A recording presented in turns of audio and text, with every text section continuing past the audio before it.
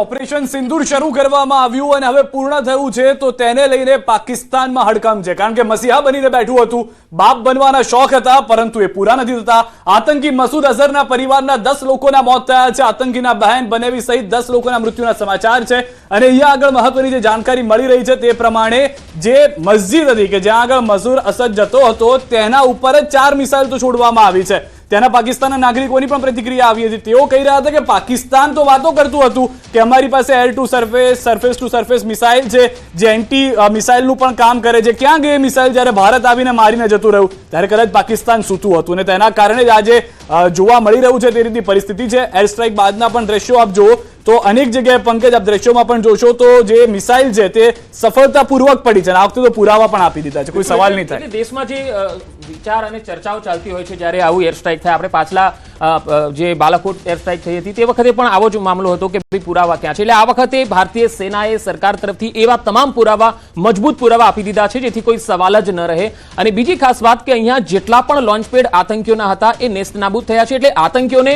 એ જડબાતોડ જવાબ છે કે હવે તેઓ ભારત પર જો આંખ ઉઠાવીને પણ જોશે તો ભારત તેનો સંપૂર્ણ મજબૂતીથી જવાબ આપશે। અને આ જે એર સ્ટ્રાઇક થઈ છે એમાં સિદ્ધાર્થ જે હથિયારોનો ઉપયોગ થયો છે એ હથિયારો પ્રિસિઝન એર સ્ટ્રાઇકના હથિયારો કહેવાય, એટલે હજુ એટલા હાઈ લેવલના હથિયારો ભારતે પાકિસ્તાન ઉપર વાપર્યા જ નથી અને આ એર સ્ટ્રાઇક જે કરી છે એમાં ઘણા બધા ઠેકાણાઓને નેસ્ત નાબૂદ કર્યા। હજુ પણ જો હાઈ લેવલના શસ્ત્રો અને મિસાઇલો વાપરત તો તમે જો પાકિસ્તાનના શું હાલ થાય, આતંકીઓના શું હાલ થાય। અને ભારતીય સેનામાં જે બંને પ્રેસ કોન્ફરન્સમાં જે કર્નલ હતી સોફિયા કુરેશી, જે ગુજરાતી છે અને તેણે જે રીતે લીડ કર્યું છે આ સમગ્ર ઓપરેશન, એ આપણા માટે પણ ગર્વ છે કે જે ઓપરેશન સિંદૂર નામ આપ્યું છે, મહિલાઓના સિંદૂરનો જવાબ જ્યારે ભારત સરકારે અને વાયુસેનાએ લીધો છે ત્યારે એ જ વાયુસેનાની જે નેતૃત્વ કરનારી મહિલા છે એણે આ સિંદૂરને જવાબ આપ્યો છે, સિંદૂર ઉજાડનારાઓને જવાબ આપ્યો છે અને મહિલાઓને એક સાંત્વના આપી છે, એક શાંતિ આપી છે કે તમને પણ આ જે બદલો લીધો છે એનાથી તમને ચોક્કસ રાહત થઈ હશે। લુગના બિલકુલ, ખાસ કરીને સોફિયા કુરેશીનું કનેક્શન ગુજરાત સાથે પણ છે, તે પણ ખૂબ જ મોટી અને મહત્વપૂર્ણ વાત। જેવી રીતે સિદ્ધાર્થે કહ્યું હતું,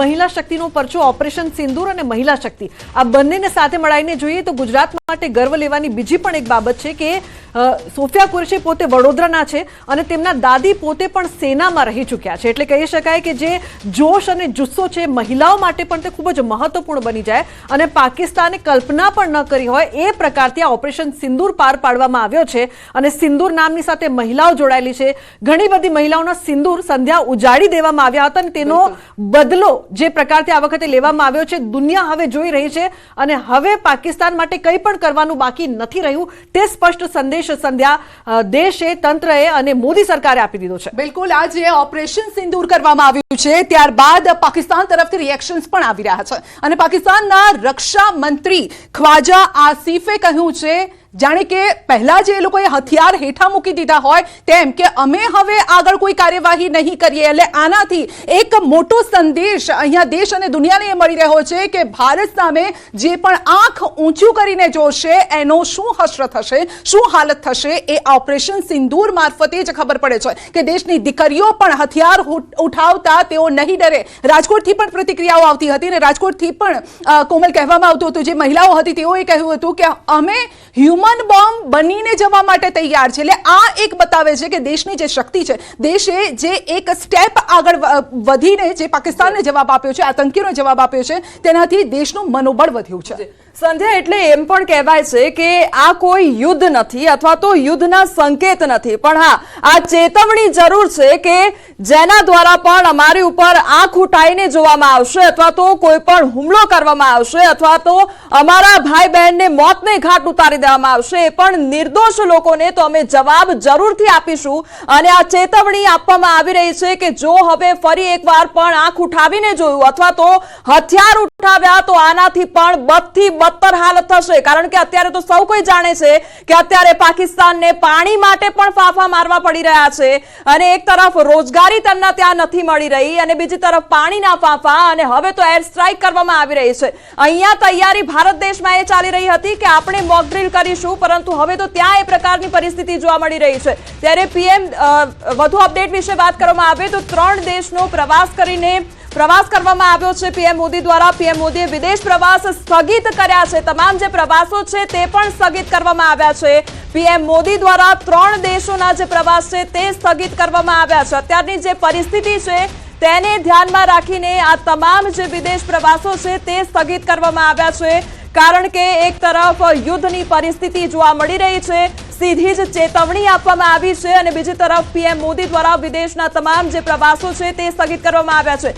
જ્યારે જમ્મુ કાશ્મીરના જે પહલગામમાં હુમલો થયો હતો ત્યારે પણ પીએમ મોદી વિદેશમાં પ્રવાસ કરી રહ્યા હતા અને તુરંત જ આ ઘટના સર્જાઈ અને તેઓ પરત ફર્યા હતા. તમામ જે બેઠકો હતી તે રદ કરવામાં આવી હતી તેમના દ્વારા, અને અત્યારે પણ તમામ જે વિદેશી પ્રવાસ છે તેમના દ્વારા રદ કરી દેવામાં આવ્યા છે. અને બીજું, આજે ખૂબ જ મહત્વનો દિવસ હતો, 7 મે, એટલે કે મોક ડ્રીલ યોજાવાની હતી. તેને લઈને સૌ કોઈ આતુરતાથી રાહ જોઈ રહ્યા હતા, પરંતુ આજે વહેલી સવારે જ અડધી રાત્રે જ્યારે એર સ્ટ્રાઇક કરવામાં આવી એટલે સવારથી એ જ સમાચાર સામે આવ્યા કે આપણા દ્વારા પાકિસ્તાન પર હુમલો કરવામાં આવ્યો છે, એર સ્ટ્રાઇક કરવામાં આવી છે, પરંતુ હજી આજનો આખો દિવસ બાકી છે. એ તમામ તૈયારીઓ આપણે કરવાની છે.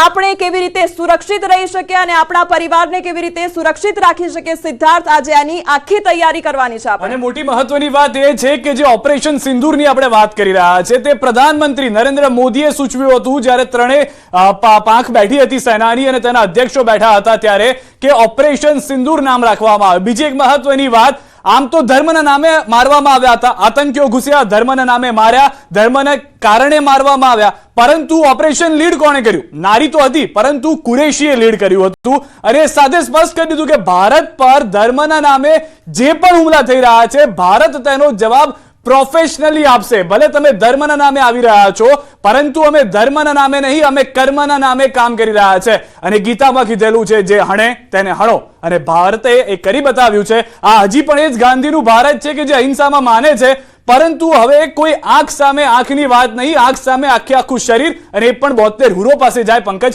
તે પ્રમાણેની કાર્યવાહી હશે. બિલકુલ. હમણાં સવારે જ જ્યારે પૂર્વ વિંગ કમાન્ડર વિજય કર્ણિક મારી સાથે જોડાયા હતા ત્યારે એમણે કહ્યું હતું કે ભારતની આ તો શરૂઆત છે આતંક સામેની, પરંતુ આગળ પણ આ પ્રકારની કાર્યવાહી ભારત કરી શકે છે, કારણ કે જે 9 ઠેકાણાઓ પર નેસ્ત નાબૂદ કર્યા છે એર સ્ટ્રાઇક કરીને, એ શરૂઆત છે, પરંતુ હજુ પણ ઘણા બધા એવા લોન્ચપેડ છે પાકિસ્તાનમાં કે જ્યાં પાકિસ્તાનીઓ હજુ પણ ત્યાં સુરક્ષિત છે, મહેસૂસ કરે છે સુરક્ષિત પોતાની જાતને, અને હજુ પણ તેઓ ભારતમાં ઘૂસણખોરી કરી શકે છે.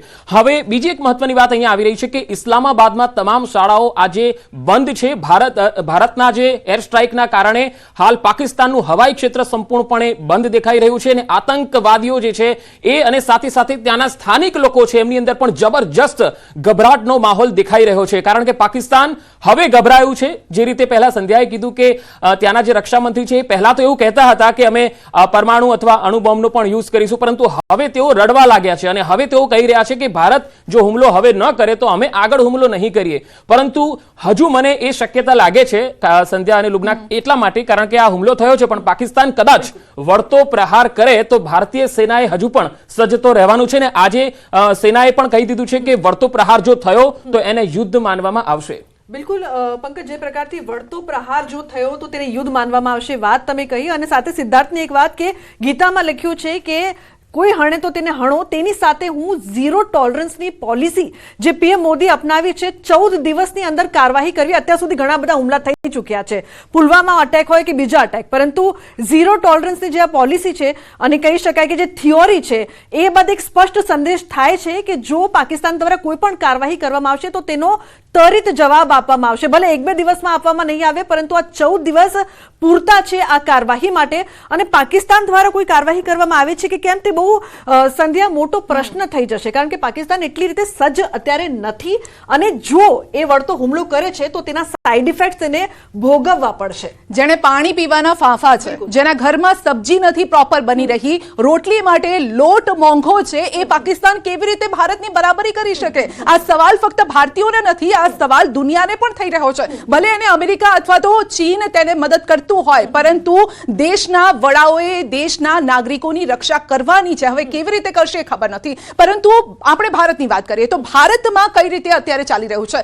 ભલે ઓપરેશન સિંદૂર કરવામાં આવ્યું પરંતુ ત્યાંથી ભારતીયો અટક્યા નથી, ભારતીય સેના અટકી નથી અથવા તો ભારતનું મનોબળ ત્યાંથી અટક્યું નથી. ભારતમાં અલગ અલગ જગ્યાઓ પર અત્યારે જે અલર્ટ છે એ આપી દેવામાં આવ્યું છે. ખાસ કરીને ભારત પાકિસ્તાનની જે બોર્ડર છે ત્યાં જે સ્થાનિકો રહી રહ્યા છે, જમ્મુ કાશ્મીરની જે સીમા પર છે ત્યાં જે સ્થાનિકો રહી રહ્યા છે તેમને યોગ્ય સ્થળે અત્યારે શેલ્ટર આપવામાં આવી રહ્યા છે.